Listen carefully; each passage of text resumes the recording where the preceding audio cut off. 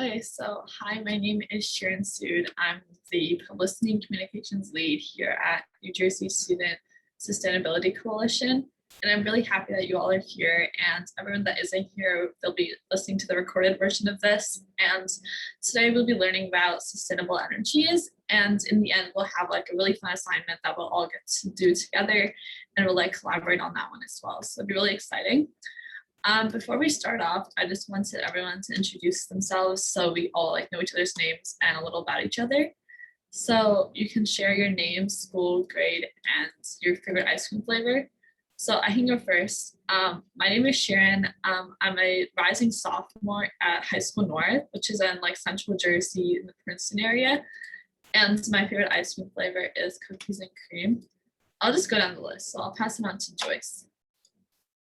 Hi, I'm Joyce, college co-chair of NJSSC, and I'm a rising junior at Princeton University. Guess my favorite ice cream would be the Honeydew Milena Ice Pops. Those are so good. Hi, I'm Amira. I've recently graduated from High School South, but I'll be attending Princeton in the fall. And my favorite ice cream flavor is definitely matcha green tea. Next, Ashmin. Hi, my name is Ashmin, and I will be a rising senior at JFK Memorial High School, which is kind of like Woodbridge. And my favorite ice cream flavor is chocolate. Brianna. Hi, I'm Brianna, and I am currently at my last year, or this coming semester will be my last year at County College of Morris. And my favorite flavor, probably cookie dough. Kate. Hi, I'm Kate. I guess I'm a rising junior. I just found out I have to do 4 semesters instead of 3. So I'll be a junior at Ramapo College in the fall. And my favorite ice cream, I think that's all I have to say. Oh man, anything chocolate I like. Chocolate peanut butter probably. Maria.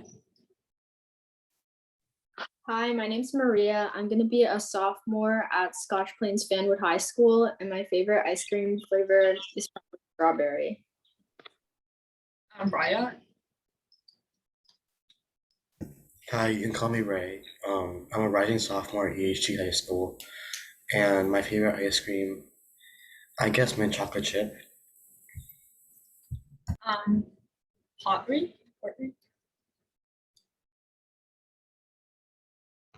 Hi, my name is Potri.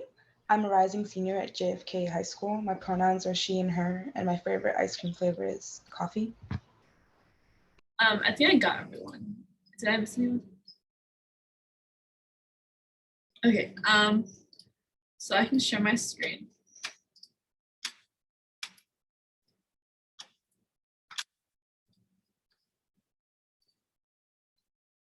Oh yeah, so today we'll be talking about sustainable energies. We just went over the intros. And then today for our agenda, it was intros. We're gonna watch like a short film, actually 2 short films. And then we're gonna focus on learning 4 of the renewable energy types. And then we'll have a skill, which I will be focusing on effective storytelling.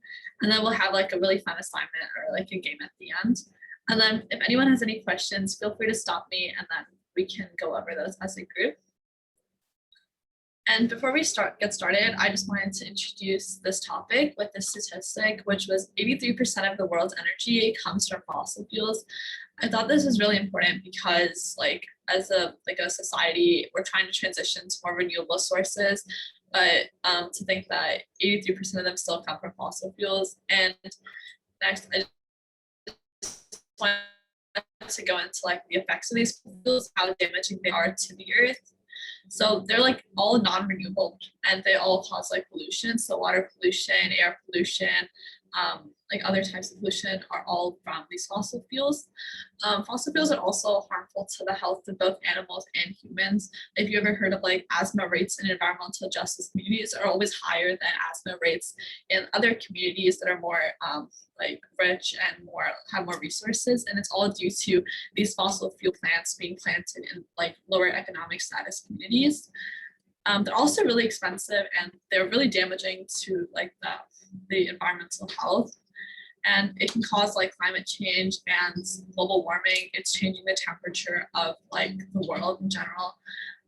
Large amounts of carbon dioxide are also released, which are also damaging to the atmosphere, and it's leading to global warming. And oil spills are also common, which are really unhealthy and can cause a lot more damage than these fossil fuels already. So we'll get into like our renewable energy types now. So first I wanted to watch this really short video. Renewable energy.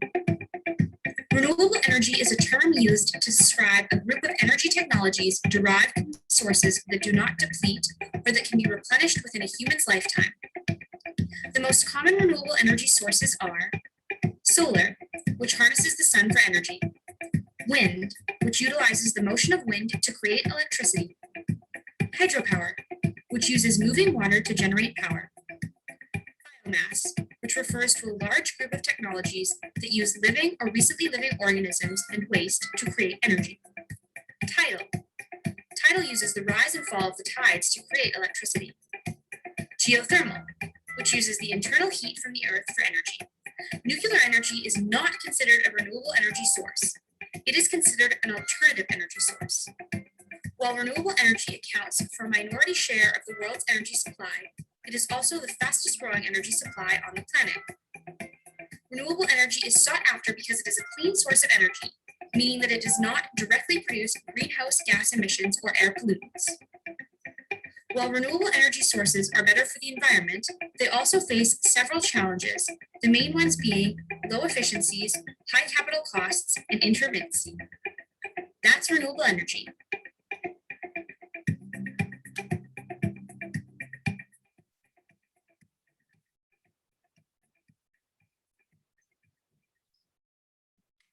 Yeah, so that basically introduced like a lot of energy sources, and it like gave you a brief overview of what they were. And we'll go into like more deep about the four that I decided were the most important to focus on for this workshop, like right after these two videos. And I went renewable energy.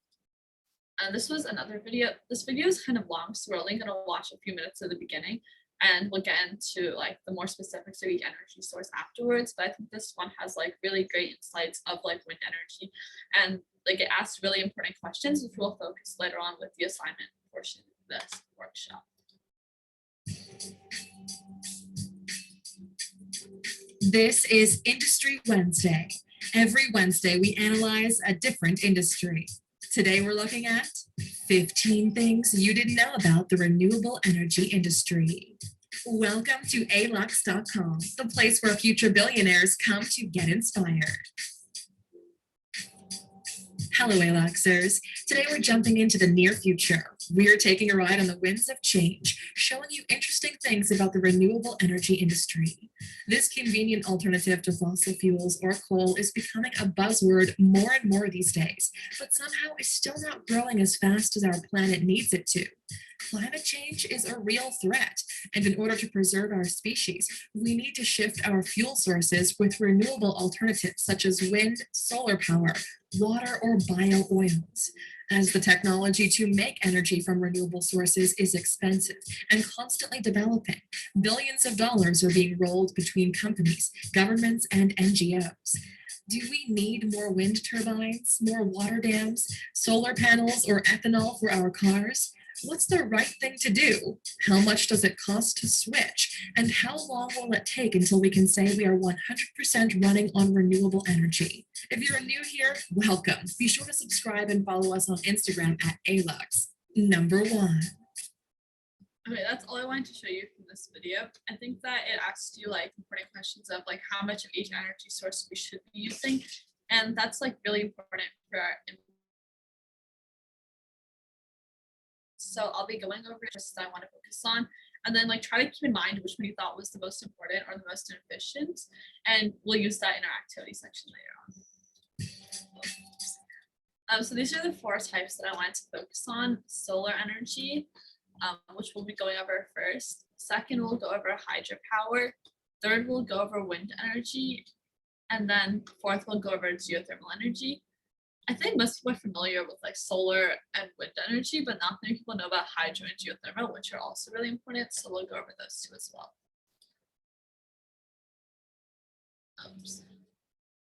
Okay, so for solar energy, solar energy is energy that comes from the sun and then is converted into electricity.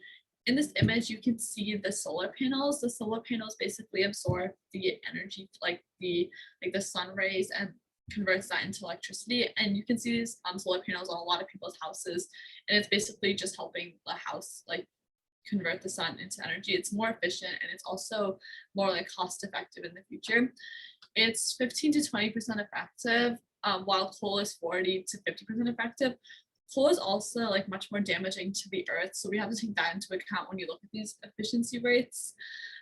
In the US, 2 million people have solar panels installed in their houses, which is really good, but we're trying to bring that number up. And a statistic that I found stated that by 2024, over 2.4 million people will have solar panels installed, which is great because we're always trying to make sure that more people are utilizing renewable energies in like their day-to-day lives.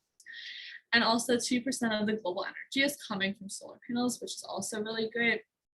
Does anyone have any questions about solar energy? You can just raise your hand if you have a question. Just unmute. Okay, I think we're good then. But that's all I want to cover for solar energy.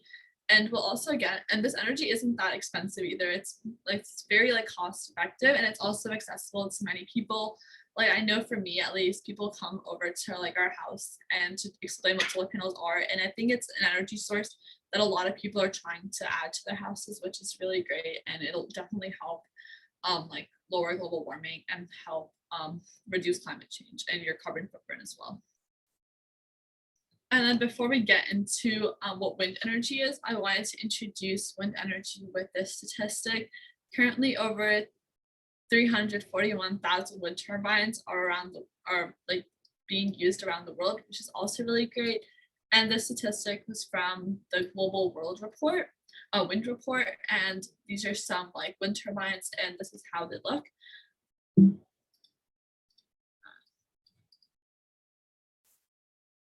Okay, so wind energy, the process of using wind turbines to generate energy. So in this image, you can see these turbines. The thing with wind energy is you can't really place it like in a small amount of space. You have to have like a large amount of area. So you can usually see them near like large farm areas, bodies of water, coastal areas, and really hilly mountainous areas where there's a lot of open space. They're also very cost effective. They're not that expensive to put in place, but the large barrier for this energy source is how much space you need to utilize them, because they aren't like energy you would place in your backyard. Additionally, wind energy is not that efficient. You need many turbines to have an impact, but this energy is one of the most sustainable of them all. Because if you look at fossil fuels, you can set up like one plant and it will generate so much energy. But in this image alone, you see like at least 10 or 15 wind turbines that aren't even doing generating as much electricity as like one fossil fuel plant, which shows like how it's not as efficient, but it's very sustainable. So you have to analyze which one you think is more important. And then, did anyone have any questions on wind energy or anything they want to add on? Okay, so we're good. And then for hydro energy, like this image shows how a hydro plant looks. It's placed on bodies of water, so it can only be placed in like the ocean, large rivers or lakes, not like in a small pond. And then, like I said, it was only efficient in large bodies of water. An example of hydropower is the Hoover Dam, which is in, I believe, California. And it's 90% effective, so it's very effective generates a lot of energy. It's also not too expensive. It's half the cost of a nuclear plant, which is really nice. But it is high maintenance and it is dangerous to come near. So only like you can't like install your own hydro plant. You have to be like certified and also experienced in the field. That's where it's not as like effective, but it is very efficient.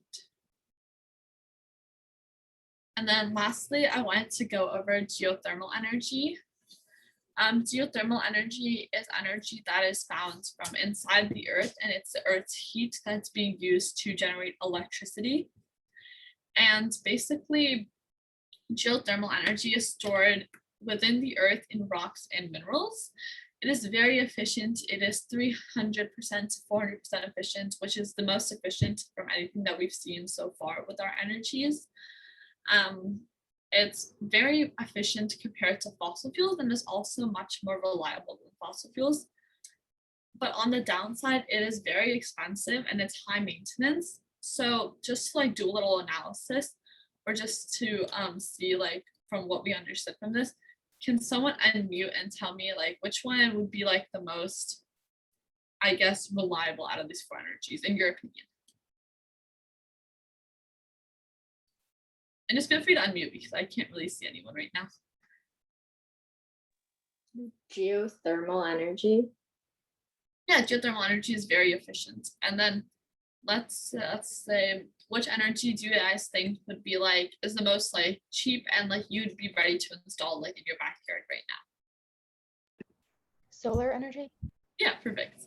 And then can someone give me a pro for wind energy?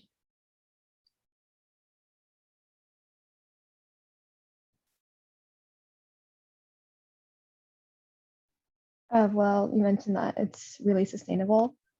Yeah, it's very sustainable. Although like we need a lot to make an impact, it's very sustainable and does not leave any like carbon or anything unhealthy for the earth. Like a downside would be that it takes up a lot of space, but like the depends on like what you want to convert it to. And then we can move on then. Does anyone have any questions of any of the energies we covered, or do you want me to go over anything else for them?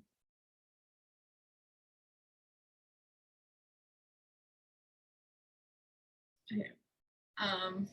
This was a question that we'll post like later on, but just like continue keeping in mind like which energy you think is the most efficient, and we'll keep coming back to this question because I think it's very important.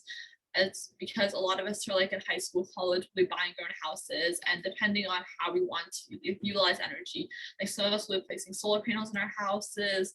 Let's say we live on a farm, we can use like wind turbines. If you live near like an ocean or are really passionate about sustainability, you might work with like hydropowers and even geothermal energy. So it's definitely a really important question that we just want to keep in mind.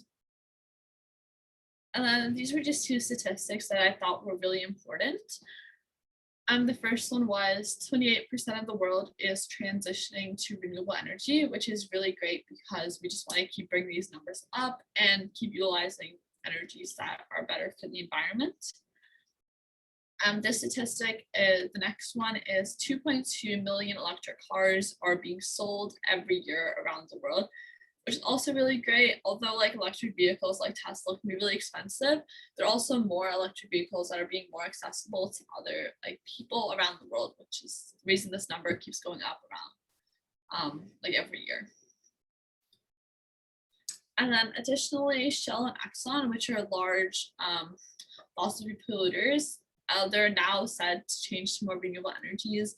And I think that it's also really great because Shell and Exxon are large like corporations that we know pollute a lot in their industry, but now are examples for other corporations to change their like sustainable habits and also now change to more renewable energies instead of using like multiple fossil fuel plants and like oil spills that are always common in these industries.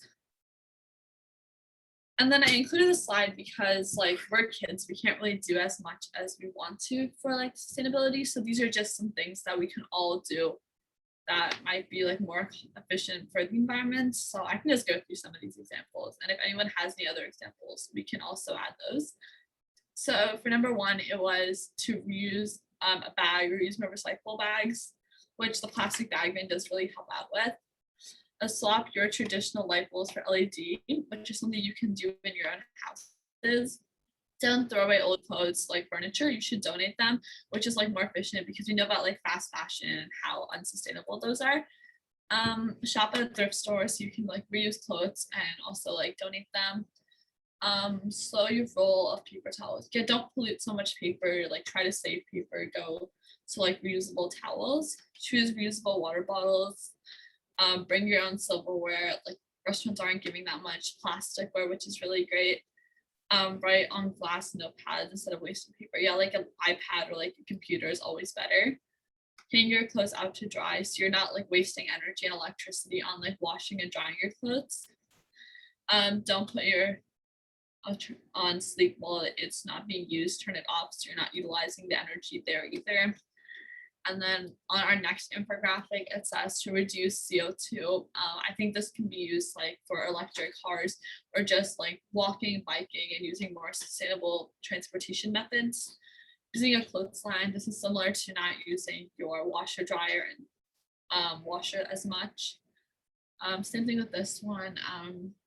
Using reusable like containers to drink and eat out of, recycling and reusing, less energy, reusable shopping bags, shorter showers, live simply, and installing LED plants. Hopefully we all can like use some of these. I know for me at least, my family's been using a lot of reusable bags. We do use LEDs instead of light bulbs. For silverware, we don't really eat out of plastic anymore. And every now and then we do set up like a clothesline, and we always bring a water bottle instead of plastic, which is really great. And I think everyone here should be doing that as well. And then now I want to focus on our skill. So for this workshop particularly, actually for like NJSSC, this whole program, we are using like skills to help elaborate on our workshops. And I think these skills will help you with your project that you'll be working on in the end, which we mentioned 2 days ago at our welcome party.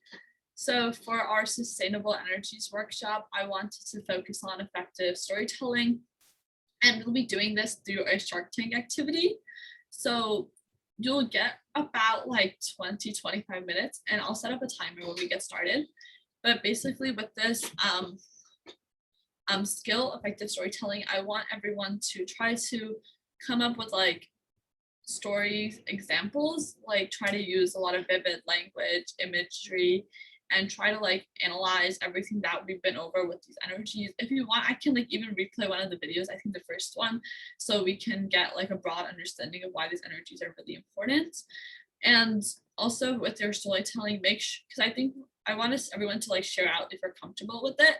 So try to make it interesting and try to use a lot of description while you're explaining, so you're able to bring across your idea. And the activity we'll be doing is like a Shark Tank activity. So you're basically, let me go to the next slide. So if you had to install a type of energy in your backyard, which one would it be and why? And it doesn't have to be like your current backyard. It could be like a house that you like really want to live in. Like I know that a lot of us probably would use solar panels because we live in like the area that we do right now.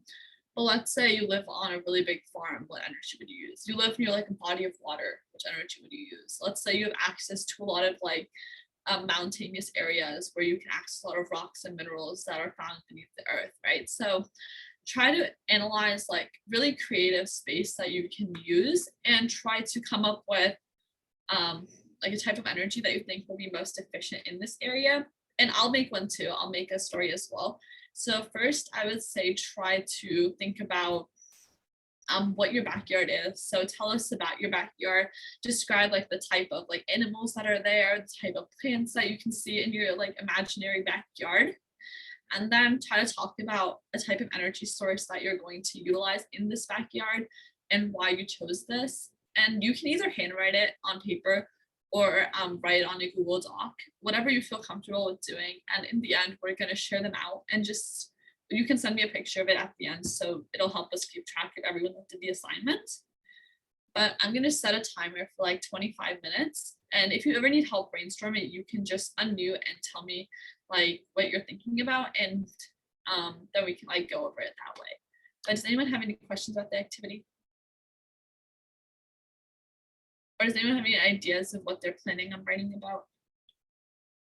Okay, I think Ray, if you want to share, you can. Like, just like, you don't tell us your whole story, just like an energy source that you're thinking of using.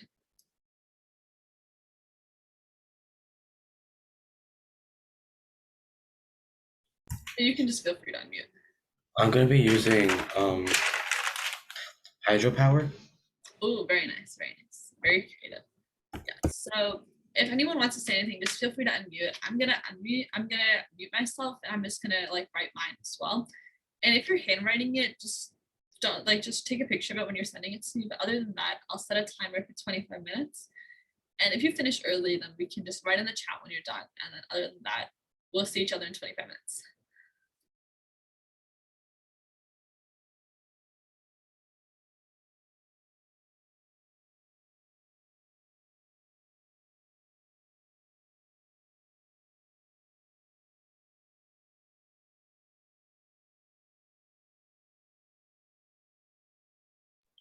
Is there a specific Google Doc we should be writing it in, or like is there a shared one?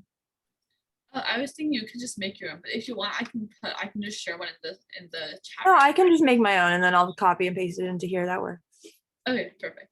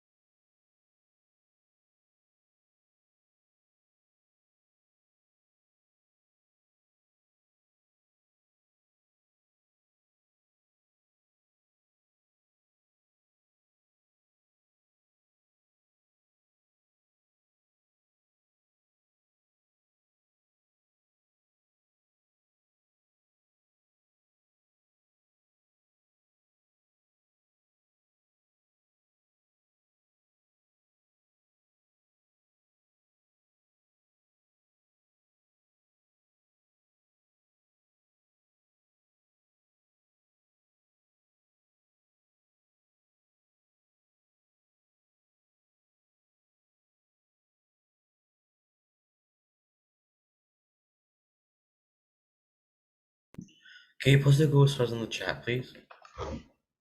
Yeah, the Google Slides in the chat.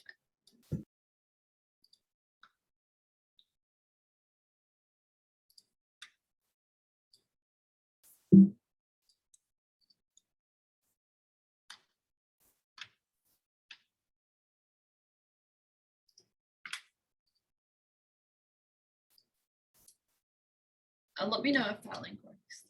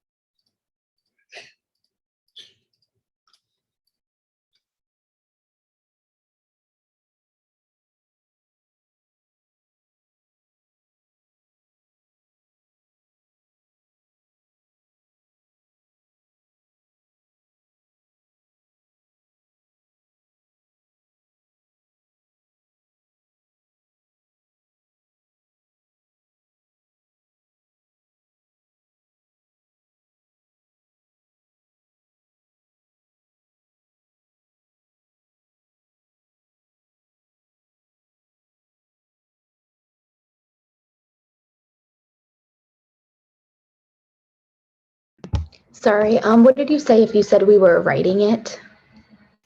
Oh, are you handwriting it? Can you hear me? Yeah, I can. I can't hear you. Wait, hold on. For some reason, the volume, like, it just cut out. I don't know why. I can't hear you. Can you hear me now? Yes. Okay. Yeah, so if you're handwriting it, just write you can just write it and then you can take a picture of it and Slack me or message me. And if you're like typing it, I've like created a Google Doc that you guys can all add it to when we're finished. But was that your question? Yeah, and then also with the Slack, I was having an issue, but maybe I can just ask like after this, so I'm not like interrupting. Yeah, feel free. After we're done, we can go over that. Okay. Okay.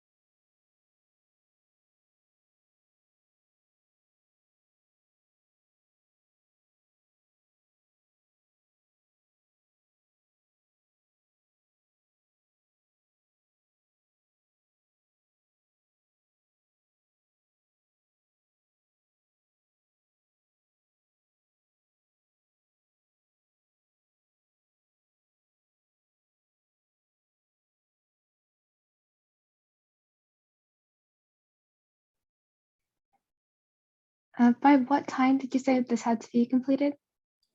I think we can go to like 12:20 or 12:20. Okay.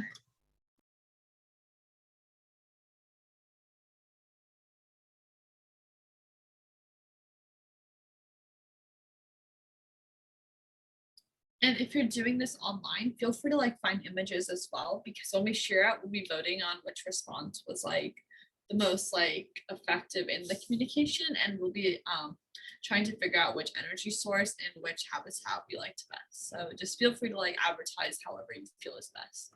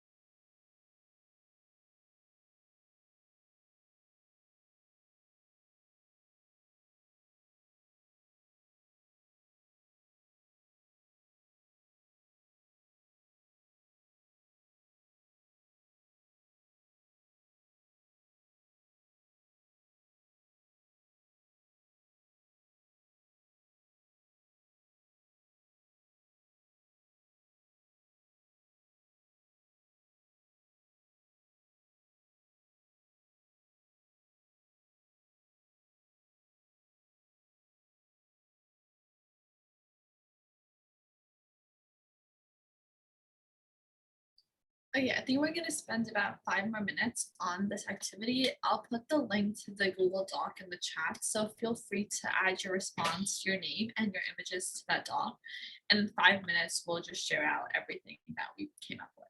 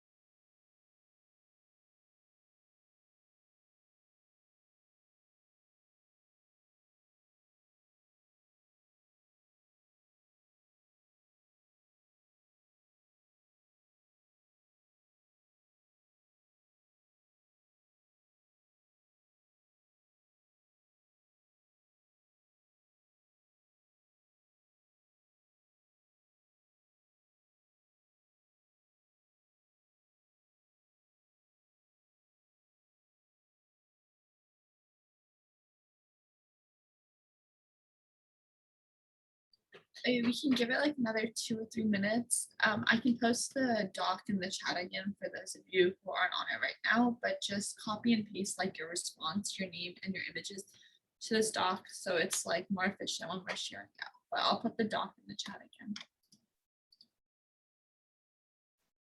And then in like 2 or 3 more minutes, we can start sharing again.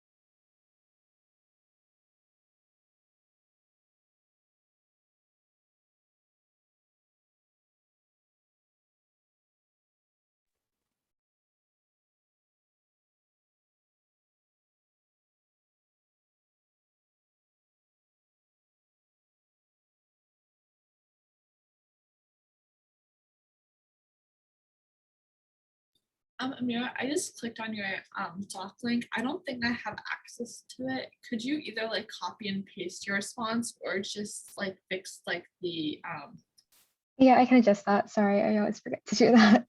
Okay, thank you. Okay, it should be accessible now. Okay, yep, it works. We'll start in like a minute.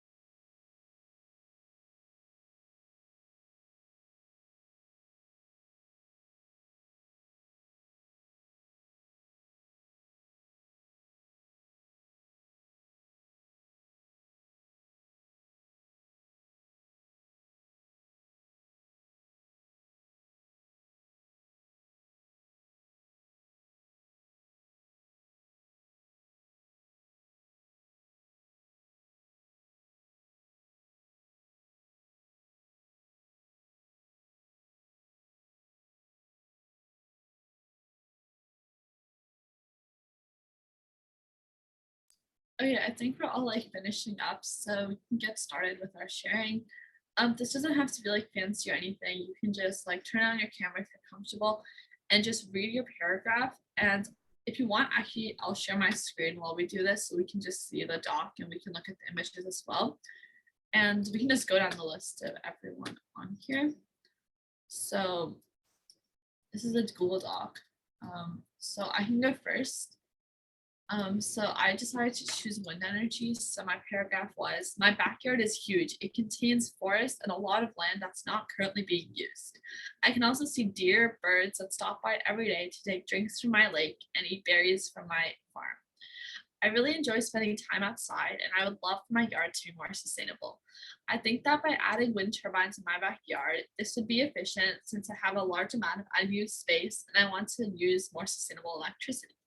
My wind turbines could be placed near the lake where deer and other wildlife will not be disturbed. I believe that adding wind turbines will be the most efficient energy source because energy is not expensive and it has up to 20 wind turbines. Since wind turbines do not require high maintenance, I believe that I will be able to maintain and manage this energy plant in my backyard. And this is obviously not my real backyard. It was something I made up. And it was like if it was taking place on a farm where I had a lake and would have like these animals that would visit every single day. And then for my image, these are some wind turbines that are on a farm. They're like evenly spaced out. And I thought it would be efficient since I did have the space to contain them and they are very sustainable. So that was mine. We can go to Kate's next. So this was like an imaginary scenario. I said I would have a lot of property in Utah or Colorado because I love the snow. My backyard's dotted with native plants, goats, and bears that try to eat everything I grow and raise, which is like fruits and vegetables and flowers. I'll have chickens and pigs, mini horses, an alpaca, and some friendly domesticated goats that all live in a barn. And when I say like a lot of property, I'm talking like acres and acres. So I guess I won the lottery or something. Because for this to work, it would have to be a lot of space. Just it's very far-fetched. But there's a mountainous rocky area on the other side of the property where I could build a geothermal plant, which I use to run my house and heat my pool, barn, and driveway, which is good for snow. It was expensive to do, but we plan to live in this place permanently. It's like our homestead, so it's a good investment. We never have to worry about losing power during severe winter storms. We produce an excess of energy, so we can sell it to a local power company and we get money. And then that's how we like can afford to keep the cost of it running and like have people there to maintain it by like just how much it produces. And then just that's like I think a plant in Utah. And then that's just like some homes in Utah. So you can see like there's just mountains everywhere. It's like, I think Utah's going to be, well, I was just looking pictures up. I saw like Utah has a lot of geothermal buzz going on. So maybe it's not that far fetched. Yeah, I think yours is really good. I like how you add a lot of detail and you like everything came back to like you really like snow. You wanted to use the energy source, and you even said how you were gonna like utilize this energy source to like in your house, your pool, barn, and driveway, which I thought was really creative, and it definitely like told the story really well. So I thought geothermal energy was definitely. I liked yours too. I think we did like similar things, just different energies. Yeah. And these images are really great too. I think Brianna's your next. Okay. Okay. If I were to install renewable energy in my backyard, I would choose solar energy. Solar panels typically are installed on roofs or backyards where there's a flat surface. You can generate 10 or more watts per square foot. A typical house consumes at least a kilowatt of power, so a few square foot of solar would be enough to power most of your needs. Another plus to solar energy is you can earn federal tax credit, which means you can gain credit for income taxes that would actually lower your tax bill overall.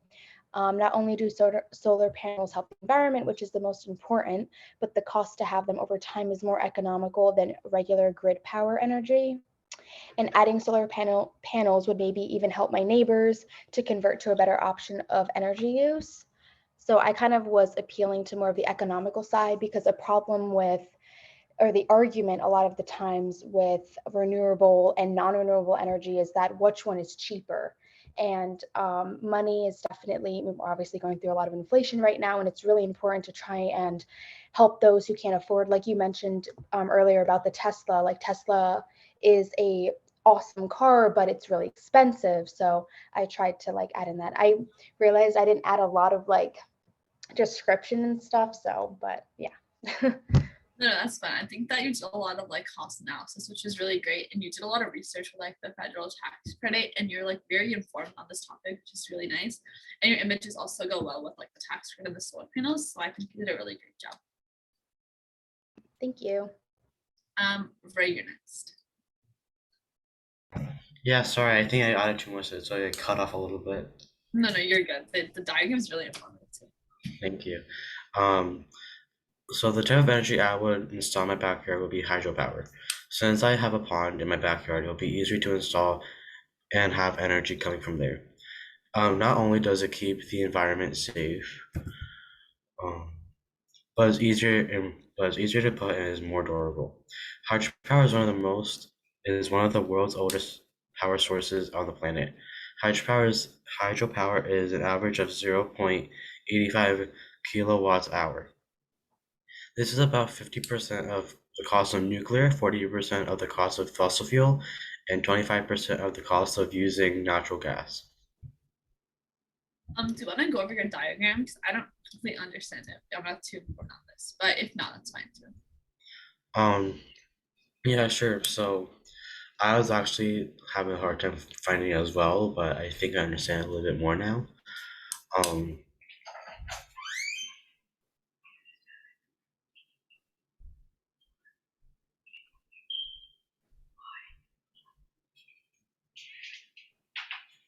Sorry about that. Um, so basically, as you can see right here, this is like the pond. Then right here is supposed to be where the pipe is going from. Then right here is a turbine, and it's a power station. So then, I guess the water, I guess so. Basically, okay. So the main water is right here. The pipe is right here. Then it comes down here. Then it goes up again. I see, I see. So it's like the water will pass through and the turbine will release the energy. Yeah. Very nice. Yeah, you definitely use a lot of description, and the diagram really helps understand like hydropower and how you can utilize that with your pond. Cordy, you're next. Okay. If I were to live in a place with consistently high winds and the area was mostly cloudy with water sources far from my house, I would opt for wind energy in my backyard. I would choose wind energy because other energy sources such as solar and hydro would not be as effective. Plus, wind energy would have the resources readily available in the location with consistently high winds, which would allow for a more effective function. Wind power is also very cost effective, so I wouldn't have to spend more on electricity, and it's a clean fuel source, so it doesn't pollute the environment as it generates power. Wind energy also utilizes minimal land space, as in like the ground, because it's only a pole that's coming out. So in the case of farmers, wind turbines would still allow for abundant crop growth in terms of space. Wind energy is also one of the most common types of renewable energy because of its accessibility to many people in that type of region. Overall, I would choose wind energy because of its effectiveness in the environment I chose and its ability to generate power in a windy location. Yeah, very nice. I really like the image. This one's really pretty. And I like how you said that other energies like solar and hydro would not be as effective. I would say maybe try to analyze a little more on that, because I know there are some people that did their like paragraph on that, but other than that, you used a lot of evidence and it was a really great story. And especially the beginning, I like how you introduced your environment. For effective, I meant based on the region, not just power generation, but in terms of the region, this would be the most effective. Oh yeah, perfect. I think Maria, you're next. All right. If I was living in a coastal town somewhere in the Pacific Northwest, I would install solar panels for my own house, but talk to the city council about installing, I meant wind turbines along the shore. 1 second, sorry. You're good. Yeah. While the energy sources we learned about other than solar panels couldn't realistically be installed in the majority of people's backyards, many of them could be incorporated into the greater area someone lives in. With the example of wind turbines, they could reasonably be installed along the shoreline, especially if the town is mostly populated during the summer and there aren't as many people during the winter, so it wouldn't really disturb anybody because it can also be pretty loud. A standalone wind turbine would be too big to put in my own backyard unless I lived in a rural area and owned a lot of empty land. There's also potential to install hydropower in the town if the town is next to a large body of water, but it would need to be carefully planned out over a few years to make sure the plant doesn't endanger residents and to save up to establish a maintenance crew that has the resources to do their job safely. I was trying to be a little more realistic because I was thinking in most houses I would live in, I wouldn't really have enough room to have enough solar, to have enough wind turbines for energy, or to have a geothermal plant. And then for the geothermal plant, you would probably need people that are professionals to maintain it, because it said it was pretty dangerous to go near, and it required high maintenance. So that was mine. And I included a picture of wind turbines on a coastline.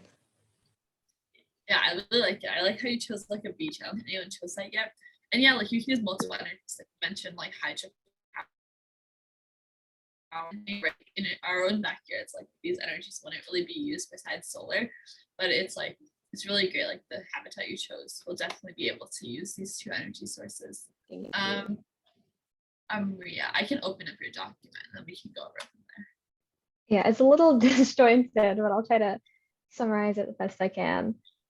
So I looked at one realistic scenario where it's just my current living situation, and then one hypothetical, really pushing the realism. But for my current home in New Jersey, there's not a lot of open space.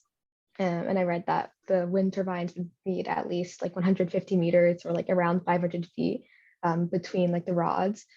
So it's definitely not something I could implement here. So that was like one of the main reasons why I thought solar would be the most convenient. And through this, basically the main device would just be like solar panels installed on my roof, which isn't as effective as you mentioned before, but it just makes no sense for this scenario.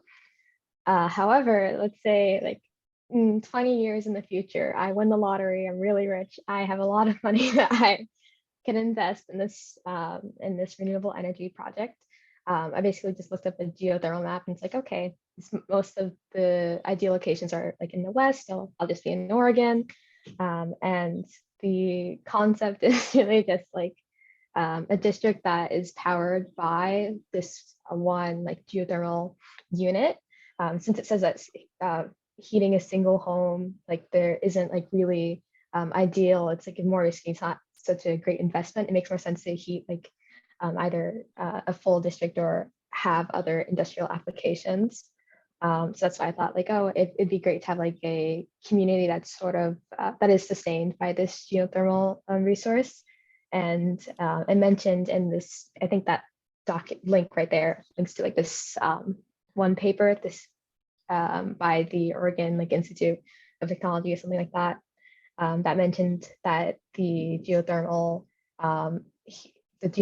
energy is really good for like maintaining greenhouses, and you can also have like pool, spa, and aquaculture.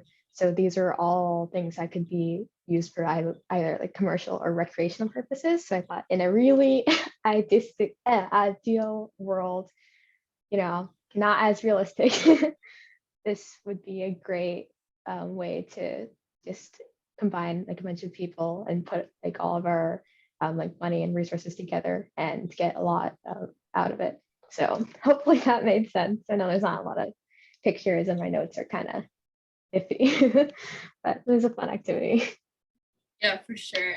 Yeah, I really like the analysis that you did with like if you were in recent times, like with your current status, and then if you like win the lottery and like get a match, right? And I'm just looking at your image right now, which is really interesting as well. It covers a lot of like temperatures. And I like how you said that if we all like combine as a town, like it was really creative as well.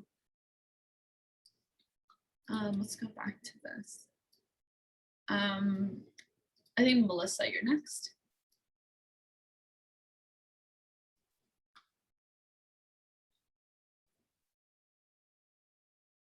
I don't know if she's right here right now. We can skip over her and see if she comes back. And then Ashmin.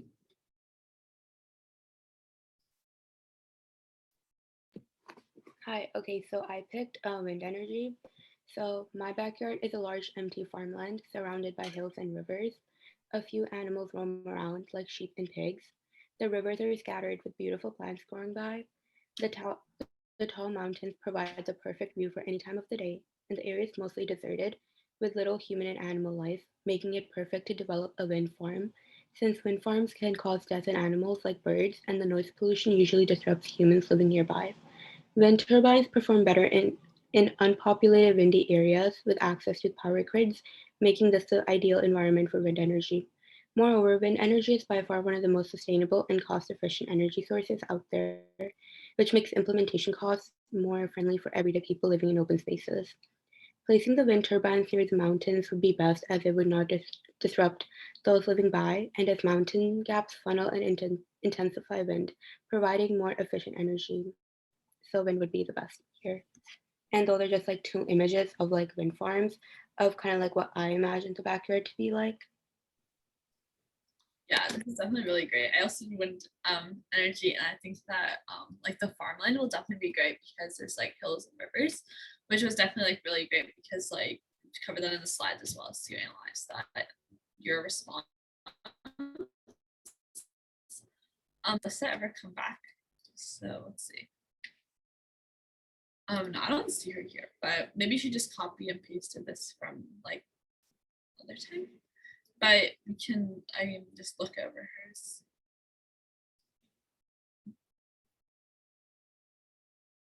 Yeah, she covers like fossil fuels, wind turbines.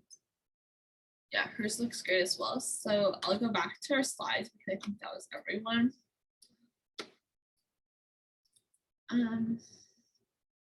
So lastly, I just wanted to talk about like NJSSC, and like this was our interest form for NJSSC. You guys, oh, oopsie, I actually wrote a C instead of an S, but you guys should definitely fill that out if you're interested in joining. And this is our Instagram, NJ Student Sustainability Coalition, and that's my personal email if you ever want to reach out to me. But that was everything I wanted to cover for today. And I have the slides and the